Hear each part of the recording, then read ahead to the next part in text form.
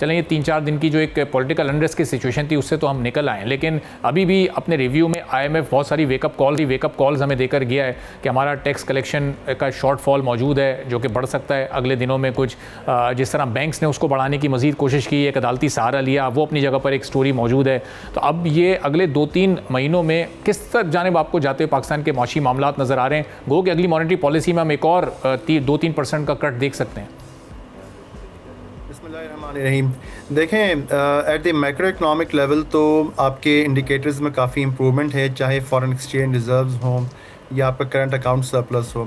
लेकिन जो इस वक्त सबसे बड़ा चैलेंज है वो है ग्राउंड लेवल इकनॉमिक एक्टिविटी। जो 100 इंडेक्स है, हम जानते हैं पाकिस्तान का, ठीक है लिस्टेड कंपनीज़ जो है उनकी प्रॉफिटेबिलिटी बेहतर है, लेकिन वो हमारी इकॉनमी का ब्रॉड बेस्ड रिप्रेजेंटेशन इस वजह से नहीं है कि हमारे यहाँ जो मार्केट कैपिटलाइजेशन है या वो कंपनीज़ जो लिस्टेड हैं वो उनकी तादाद बहुत ही थोड़ी सी है कंपेयर टू डेवलप मार्केट्स। तो जिस तरह US या बाकी मुल्कों के अंदर आपकी जो स्टॉक मार्केट इंडिकेटर होती है जनरल इकनॉमिक एक्टिविटी की, वो पाकिस्तान में नहीं है। नंबर 1 बात हो गई। दूसरी चीज़ ये भी है कि इस वक्त आप जानते हैं कि जो मैक्रो इकनॉमिक लेवल अगर आप देखें, फॉर एग्जांपल आपका जो रिटेल सेल्स होती है वो एक बहुत बड़ा इंडिकेटर होता है। रिटेल लेवल पे आप देखें, किसी भी सेक्टर को आप उठा के देख लें, वहाँ पे आपको एक्टिविटी नज़र नहीं आएगी।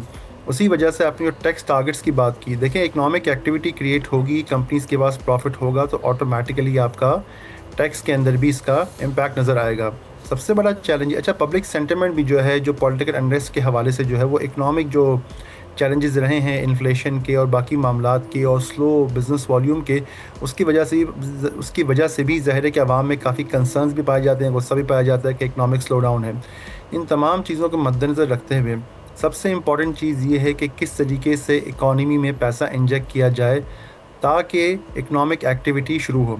अब अनफॉर्चुनेटली पाकिस्तान की आप पिछले 25-30 साल या 40 साल की आप हिस्ट्री उठा के देखें तो होता ये है कि जब भी आप इकनॉमिक एक्टिविटी क्रिएट करते हैं, चूँकि हम लोग एक इम्पोर्ट बेस्ड इकॉनमी है, इवन हमारी इंडस्ट्रीज़ के अंदर भी इम्पोर्ट का एक बहुत स्ट्रॉन्ग एलिमेंट है, तो नतीजा ये निकलता है कि जैसे ही आप इकनॉमिक एक्टिविटी को बढ़ाते हैं तो आपके फॉरेन एक्सचेंज पर उसका इम्पैक्ट क्रिएट हो जाता है, उसके फॉरेन एक्सचेंज आपकी डिप्लीट होना शुरू हो जाते हैं।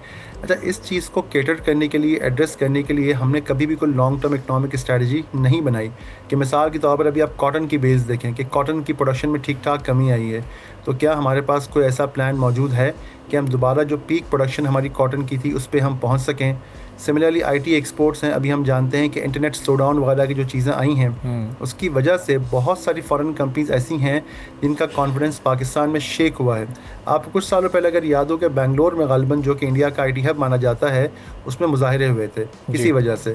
नतीजा ये निकला था कि माइक्रोसॉफ्ट ने और बहुत सारी कंपनीज वहाँ से जो है अपना बिज़नेस को जो है निकालना शुरू कर दिया था, क्योंकि जो इंटरनेशनल कंपनीज होती हैं उनके लिए बिज़नेस स्टेबिलिटी बहुत इंपॉर्टेंट है।